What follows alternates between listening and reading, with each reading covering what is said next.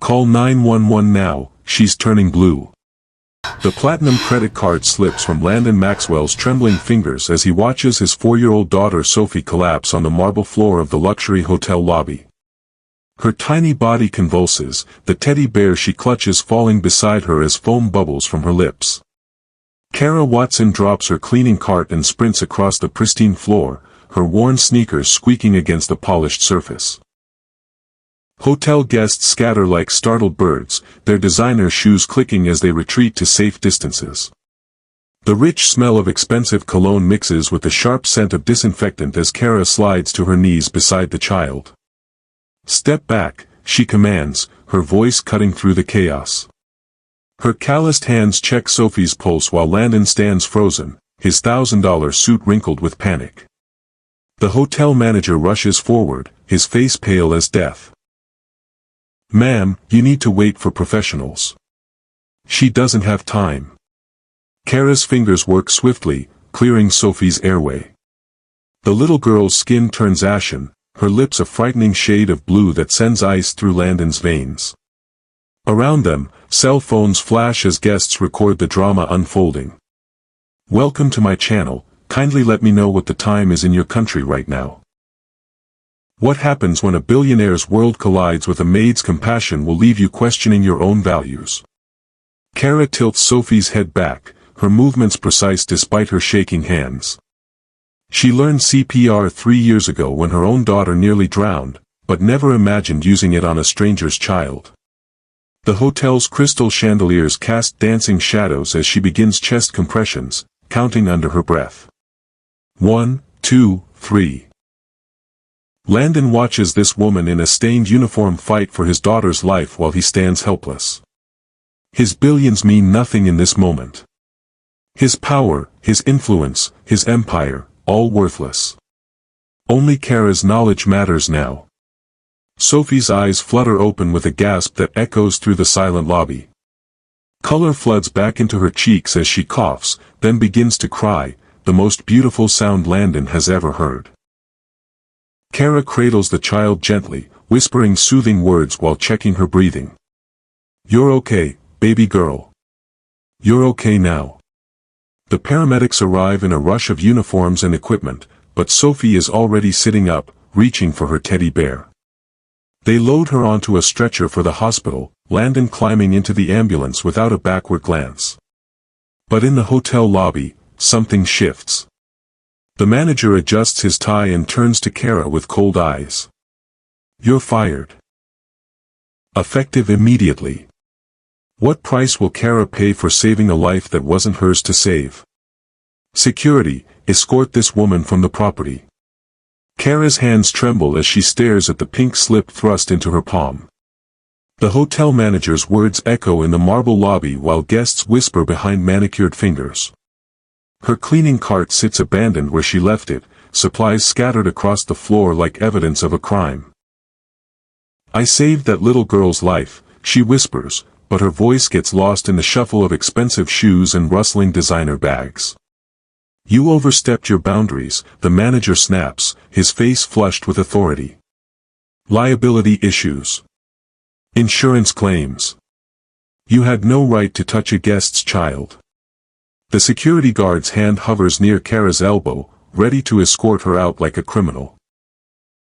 She thinks of her own daughter waiting at home, of the rent due next week, of the empty refrigerator she prayed this job would fill.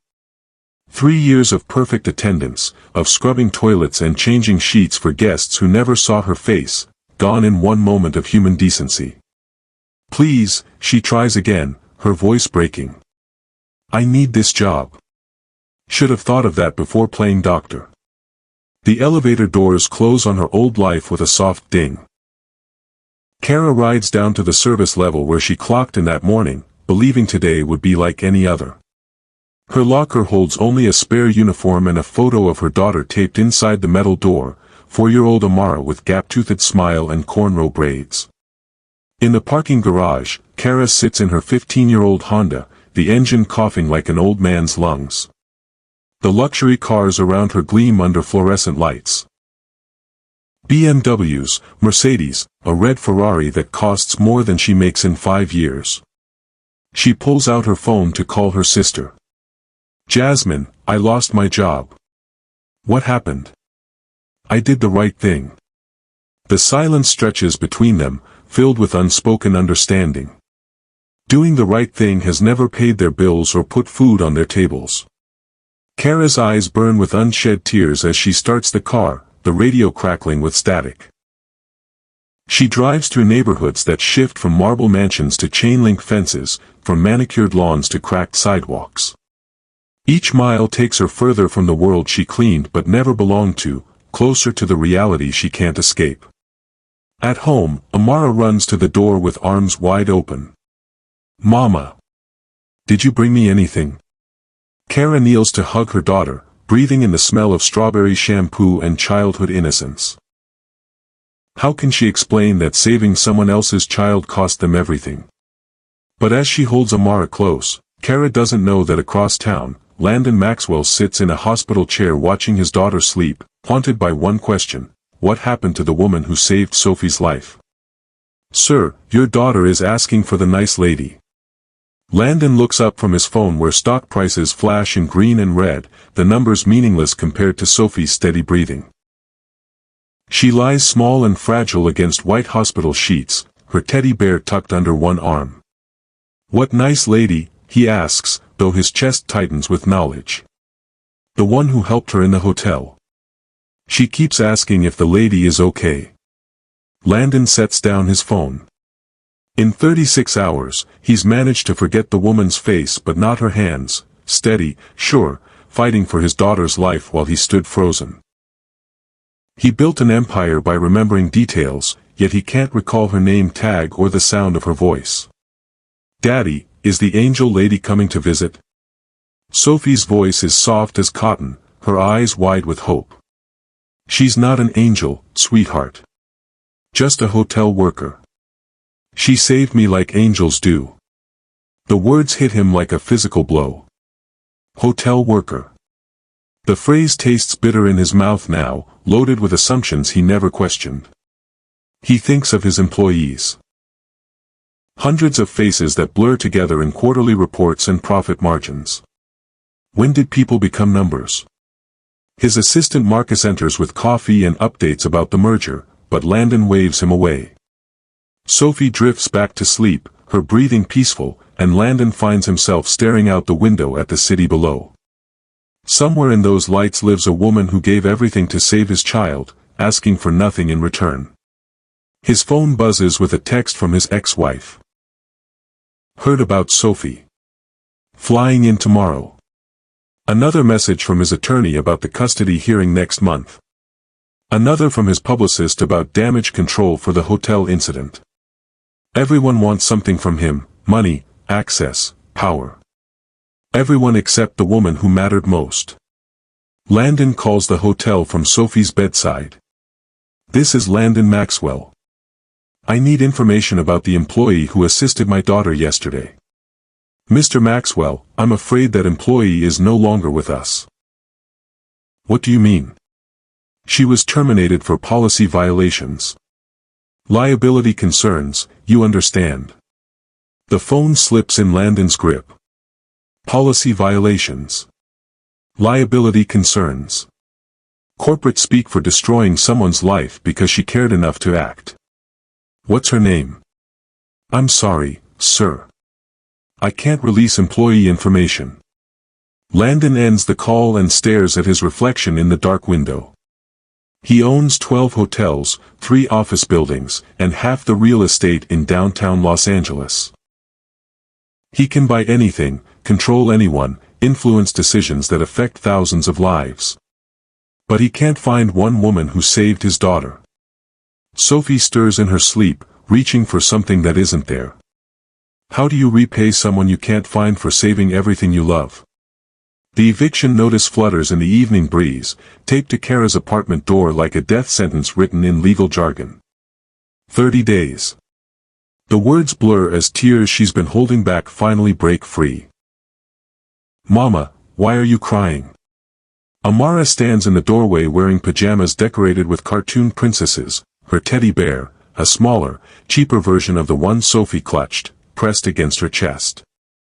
The apartment behind her is sparse but clean, a fold-out couch that serves as Kara's bed, a small television balanced on milk crates, toys arranged neatly in a cardboard box. Just tired, baby girl. Kara crumples the notice and stuffs it in her pocket, forcing a smile that feels like broken glass. She leads Amara inside and locks 3 different deadbolts, each one a barrier against a world that keeps pushing them down. Can we have pancakes for dinner? Amara asks, climbing onto the couch. Kara opens the refrigerator to find eggs, milk that expires tomorrow, and a half-empty syrup bottle. Pancakes it is, again. She's stretched $5 into 3 meals before, and she'll do it again. The gas stove clicks 3 times before catching, the blue flame dancing under her only good pan. Tell me about the princesses, Kara says, mixing batter with a plastic spoon. Amara's face lights up as she launches into stories about brave princesses who save kingdoms and fight dragons. Her imagination transforms their cramped apartment into castles and magical forests. Kara listens, flipping pancakes with the skill of someone who's made meals from nothing countless times. The television murmurs in the background, a news report about Landon Maxwell's daughter recovering after a medical emergency at the Grandview Hotel. The anchor mentions an unnamed hotel employee who provided assistance, but the story moves quickly to Maxwell's latest business acquisition. Unnamed. Unknown. Invisible. Mama, you're burning the pancakes. Kara snaps back to reality, scraping charred batter from the pan. Even her last good pan betrays her now. She serves Amara the better pancakes and eats the burnt ones herself, tasting failure with each bite.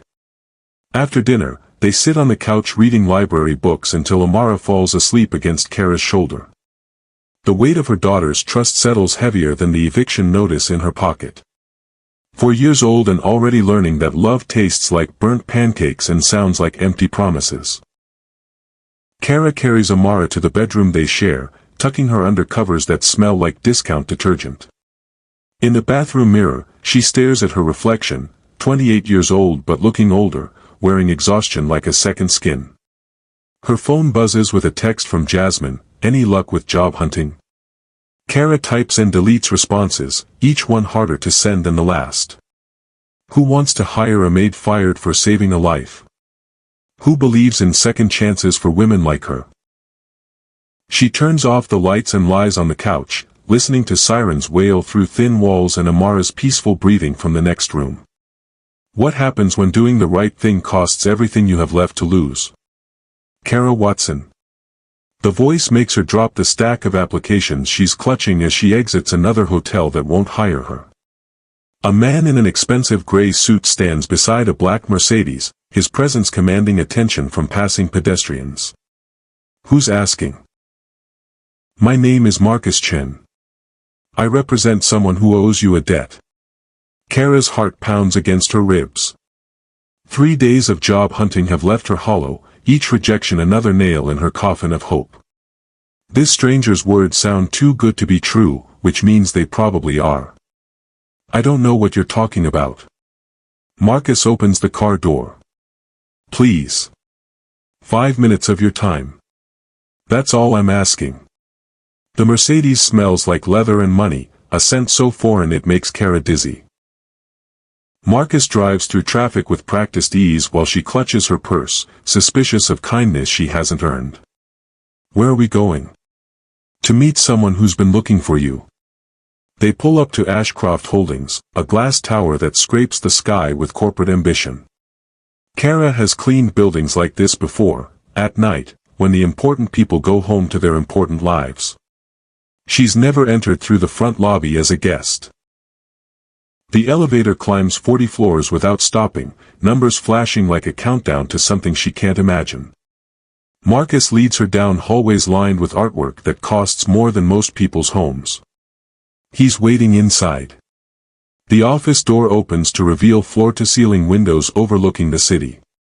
Behind an enormous desk sits the man from the hotel, Landon Maxwell himself. He stands when she enters, his movements careful, almost nervous. Ms. Watson. Thank you for coming. Why am I here? No small talk. No games. Kara learned long ago that people like Landon Maxwell don't call people like her for social visits. There's always a catch, always a price, always something she can't afford to pay. You saved my daughter's life. And got fired for it. Landon's face tightens with something that might be shame. That was wrong. I want to make it right. By doing what? He slides a folder across the desk. Inside, Kara finds documents that make her hands shake. Job applications, background checks, salary information that contains more zeros than she's ever seen in one place. A position here. Management track. Full benefits, education assistance for your daughter. Kara closes the folder with a snap that echoes in the silent office. Why? Because you deserve better than scrubbing floors for people who don't see you.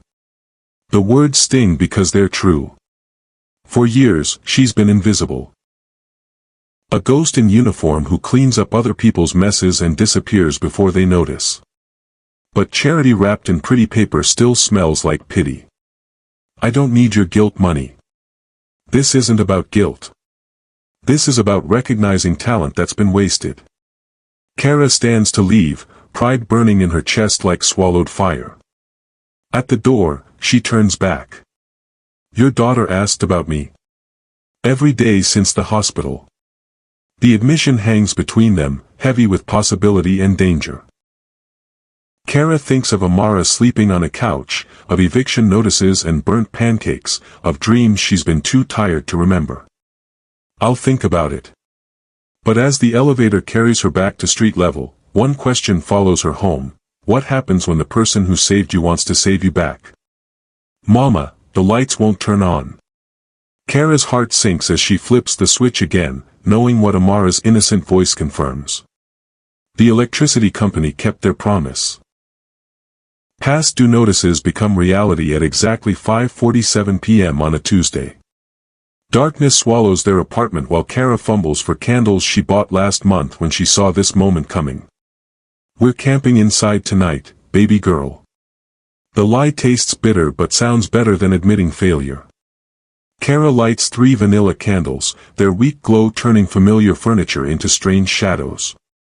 Amara claps her hands like this is an adventure, not another step toward losing everything. Tell me a story, Mama. Kara sits beside her daughter on the couch that doubles as her bed, watching candlelight dance across Amara's trusting face. Outside their window, the city blazes with electric life, neon signs, streetlights, glowing windows in buildings where people take power for granted. Once upon a time, there was a princess who cleaned castles. Her phone buzzes in the darkness. Marcus Chin again. The third call today. Kara lets it ring while she weaves tales of brave princesses and happy endings, words that feel like promises she can't keep. After Amara falls asleep, Kara steps onto their tiny balcony where cell towers blink red against black sky.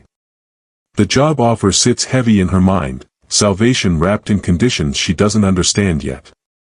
Rich people don't hand out lifelines without strings attached. She dials Marcus back. Ms. Watson.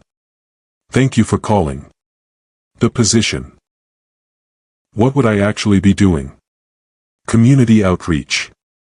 Connecting with people our hotels serve but don't see. Real change from inside the system. Community outreach. Corporate speak for using her poverty as decoration for their conscience. Kara knows how this works. Put the black woman from the streets in front of cameras, let her tell inspiring stories while the real decisions get made by men in suits. I need to think about it. Of course. But Ms. Watson. Your daughter deserves those lights back on. The line goes dead. Kara stares at her phone, anger rising like heat from summer pavement. He's right, which makes it worse. Amara does deserve better, deserves hot meals and warm baths and bedtime stories that don't end with empty promises. Inside, Amara tosses in her sleep, reaching for comfort that isn't there. Kara pulls the eviction notice from her pocket, reading the deadline by candlelight. 18 days until they're on the streets. Pride tastes expensive when your child sleeps in the dark. Her phone rings again. Unknown number. Hello. Ms. Watson. This is Sophie. Sophie Maxwell. The voice is small, sweet, impossibly young. Kara's breath catches as she recognizes the child she saved, now somehow calling from whatever fairy tale world billionaire daughters live in. Sophie. How did you get this number? Daddy's phone. I wanted to say thank you for helping me. Are you okay? Daddy says grown-ups sometimes need help too. The innocence in those words breaks something inside Kara's chest. This 4-year-old sees what her father missed, that saving someone doesn't mean you're safe yourself. I'm okay, sweetheart. Daddy wants to help you like you helped me. He says it's fair. Fair. The concept sounds foreign coming from a child who owns more toys than Kara makes in a year. But maybe fairness looks different through innocent eyes. Sophie, you should be sleeping. Will you come see me sometime? We could have a tea party. Before Kara can answer, the phone goes quiet. She sits in darkness holding a dead phone, haunted by a child's invitation to a world she'll never belong to. The candles burn lower, wax pooling on her coffee table like tears. What price are you willing to pay to give your child the childhood you never had? Sign here, and initial there. The eviction papers rustle in Kara's shaking hands as the bailiff points to lines that will erase her home. 18 days became 0 faster than falling, and now official uniforms crowd her doorway while Amara hides behind the couch. You have 2 hours to collect personal belongings. Personal belongings. The phrase makes everything she owns sound disposable. Kara looks around their tiny apartment, 4 years of making a life from scraps, reduced to whatever fits in garbage bags. Mama, why are the police here? They're not police, baby. We're just moving today. Another lie to protect innocence that won't survive much longer. Kara starts stuffing clothes into black trash bags while the bailiff watches, his clipboard documenting their destruction with clinical efficiency. Her phone explodes with notifications, missed calls from Marcus, text messages with increasing urgency. The job offer sits in her email like a lifeline she's too proud to grab. But pride doesn't keep children housed. Ms. Watson, I need you to understand the timeline.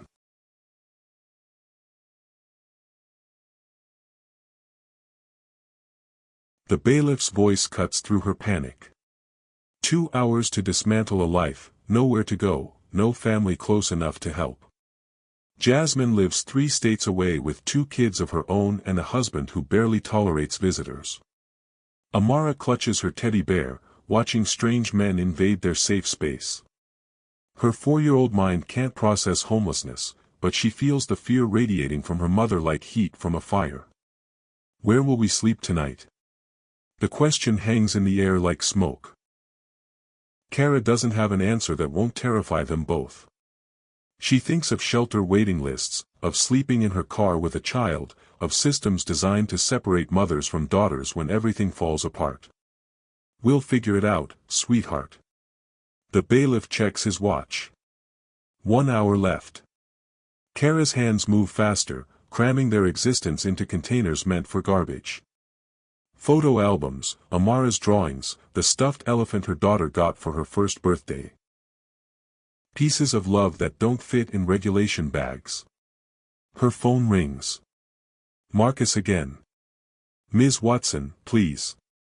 Mr. Maxwell is offering temporary housing while you consider the position. Temporary housing where? A corporate apartment. Furnished. Available immediately. Corporate apartment. Code for gilded cage where they can watch her perform gratitude on command.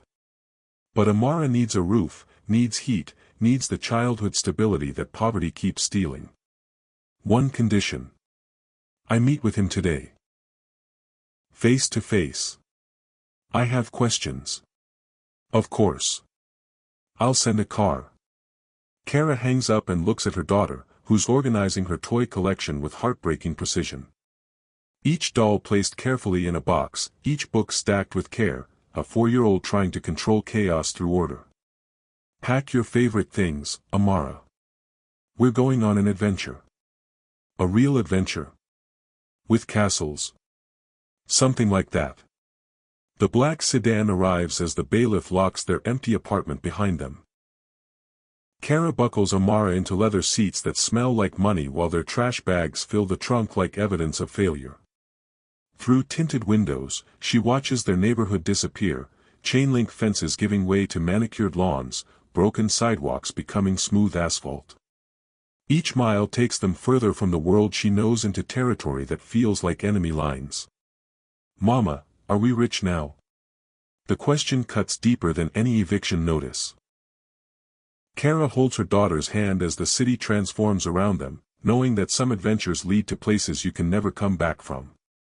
What happens when salvation comes with conditions you don't understand yet? Welcome to your new home. The apartment door opens to reveal spaces larger than anywhere Kara has ever lived. Floor-to-ceiling windows overlook the city like a movie screen, furniture that looks too expensive to touch, a kitchen with appliances she doesn't recognize. Amara runs inside with the fearless joy of childhood, her sneakers squeaking against hardwood floors that gleam like mirrors. She spins in the living room, arms outstretched, laughing at echoes that bounce off empty walls. It's like a palace, Mama. Palace. The word sticks in Kara's throat as she examines their temporary paradise. Everything is white, walls, counters, even the couch that probably costs more than she made in 6 months. White like a blank page waiting for their story to stain it. Marcus sets their garbage bags in the corner, black plastic stark against pristine surfaces. The contrast feels intentional, a reminder of what they are despite where they're standing. Mr. Maxwell will meet you at 7. The restaurant address is in your welcome packet. Welcome packet. Like she's checking into a hotel instead of accepting charity with conditions still hidden in fine print. Kara flips through pages of rules and guidelines, legal language that protects everyone except her. What about Amara during the meeting? A babysitter has been arranged.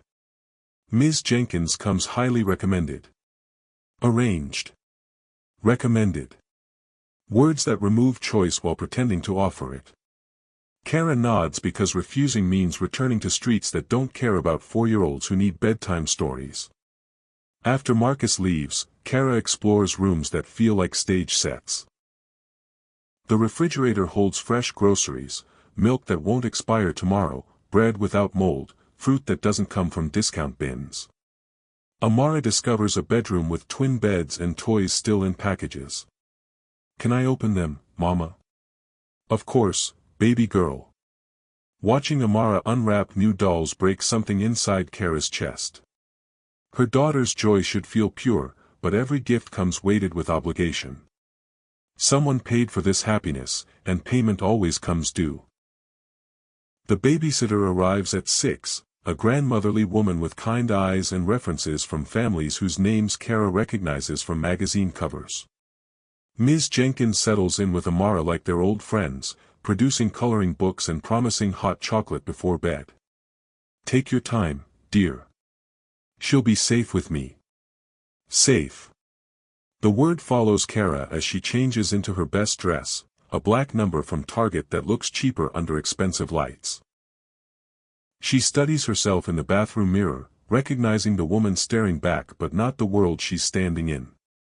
The restaurant sits atop another glass tower, its windows offering views that make the city look small and manageable. Landon Maxwell waits at a corner table, his presence commanding attention from servers who hover at perfect distances. Thank you for coming. Did I have a choice? He gestures to the chair across from him, and Kara sits carefully, aware that every movement is being evaluated. The menu contains no prices, just descriptions of food that sounds like poetry instead of sustenance. You always have choices.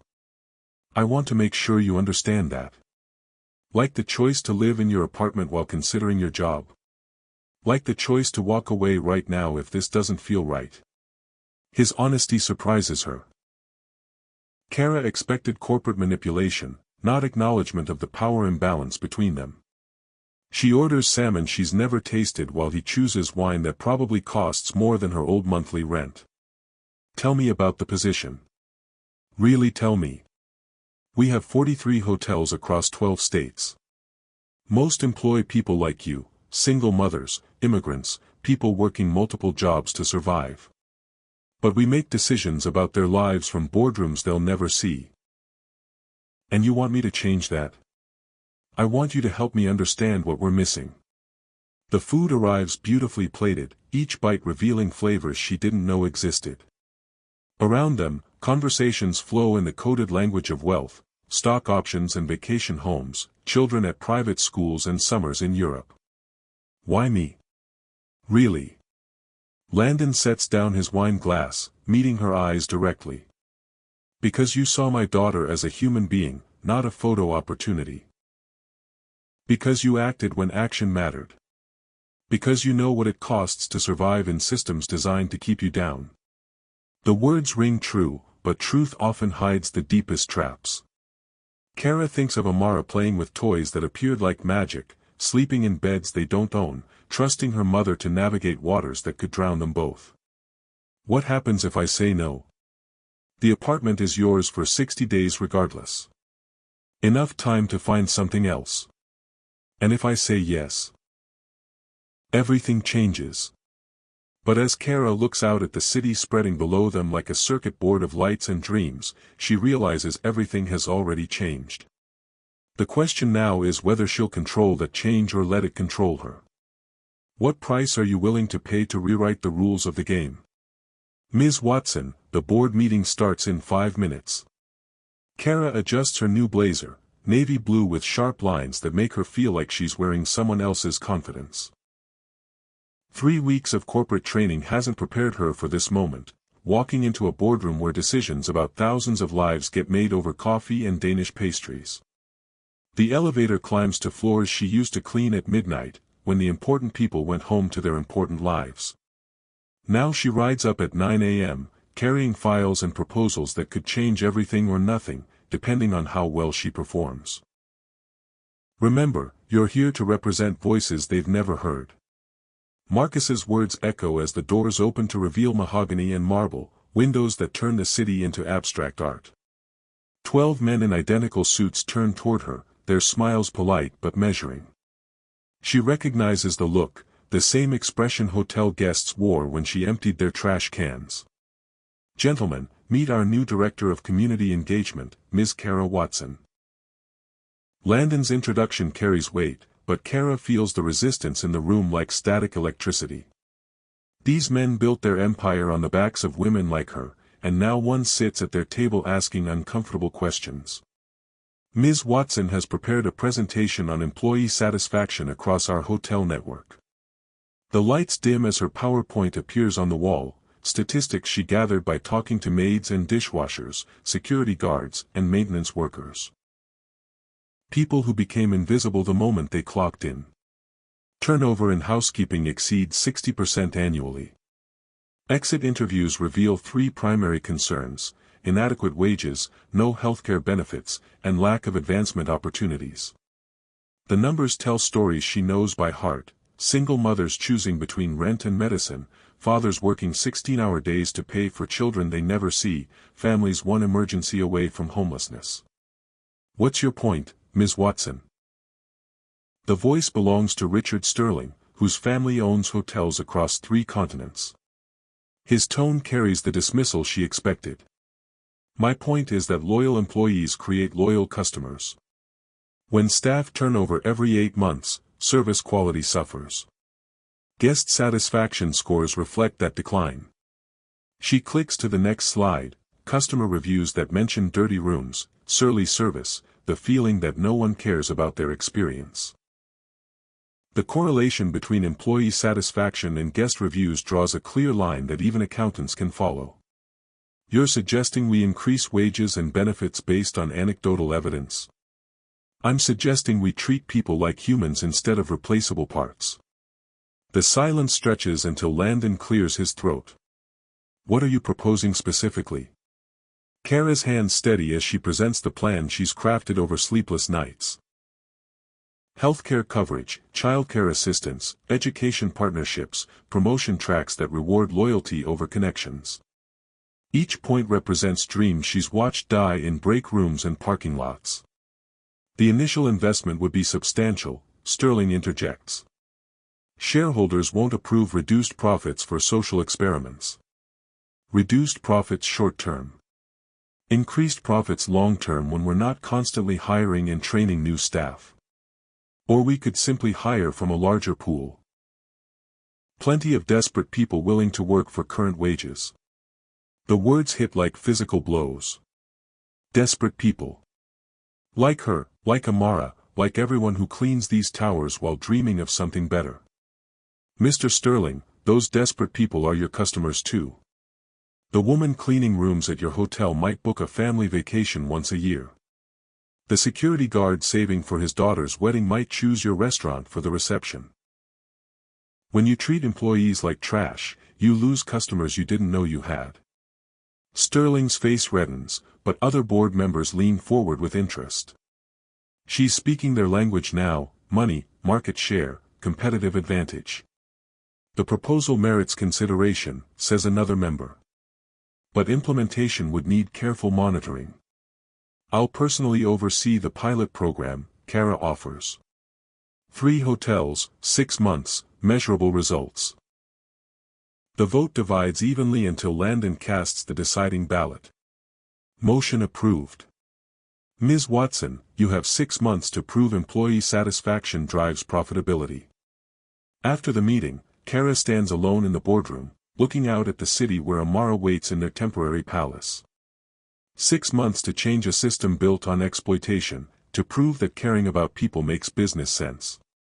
Her phone buzzes with a text from the babysitter. Amara's asking when you'll be home. Should I tell her soon? Soon. A word that means everything when you're 4 years old and missing your mother. Kara gathers her files, knowing she's traded one form of uncertainty for another, but this time, she's fighting from inside the castle instead of cleaning its floors. But as the elevator carries her down toward street level, one question haunts her: what happens when proving your worth means risking everything you've gained? Mama, you look different. Amara's observation cuts through the morning routine as Kara adjusts her daughter's backpack for the first day at Riverside Elementary, a school with art programs and computers in every classroom, where children learn French instead of survival. Different how, baby girl? Taller. Like the princesses in stories. Taller. The word follows Kara as she drops Amara off at a school where other mothers drive cars that cost more than her old yearly salary. Standing in this pickup line feels like wearing a costume that almost fits, close enough to pass, not comfortable enough to forget. Ms. Watson. The voice belongs to Rachel Montgomery, whose husband owns half the real estate downtown. Her smile carries the practiced warmth of someone who's never needed anything from anyone. I heard you work with Landon Maxwell now. How exciting for you. Exciting. Code for surprising that someone like Kara landed somewhere like Ashcroft Holdings. The conversation flows around school fundraisers and volunteer committees, opportunities to prove she belongs in this world of nannies and summer camps. We're organizing a charity auction for the Children's Hospital. Would you consider asking Mr. Maxwell for a donation? Of course. The favor request disguised as inclusion. Kara nods politely while calculating how long before these women see her as useful instead of novel. At the office, her assistant has arranged meetings with hotel managers across 3 states, the pilot program sites where she'll test whether treating employees like humans actually works. Each location represents different challenges: urban hotels with high turnover, suburban properties with long-term staff, resort destinations where seasonal workers flow like tide. The Phoenix location reports concerns about implementation costs, her assistant notes. The manager requested additional phone time. Phoenix. Where Kara worked 2 summers ago, cleaning pools and changing linens for guests who left tips on nightstands like charity. She remembers the manager, David Kemp, who ran staff meetings like military drills and wrote up employees for smiling too much. The video call connects to reveal Kemp's skeptical face. Behind him, the hotel lobby gleams with the polish that housekeeping staff maintain at poverty wages. Ms. Watson. I understand you want to revolutionize our employment practices. I want to improve employee retention and guest satisfaction. By throwing money at people who should be grateful for steady work. The dismissal in his voice transports her back to countless supervisors who saw her uniform instead of her humanity. But now she sits in an office with windows that overlook his entire world. Mr. Kemp, what's your current turnover rate? 67% annually, but that's normal for hospitality. What does it cost to recruit, hire, and train each replacement? Roughly $3,000 per position. So with 200 housekeeping positions, you spend $400,000 yearly just replacing staff you could keep with better benefits. The math hangs in digital silence while Kemp processes numbers that make her argument for her. Corporate executives understand profit margins better than human dignity. The proposed healthcare coverage would cost $200,000 annually, Kara continues. Childcare assistance another $100,000. Education partnerships, $50,000. Total investment, $350,000 versus current turnover costs of $400,000. But that assumes the program works. That's why it's a pilot. 6 months of data will prove or disprove the model.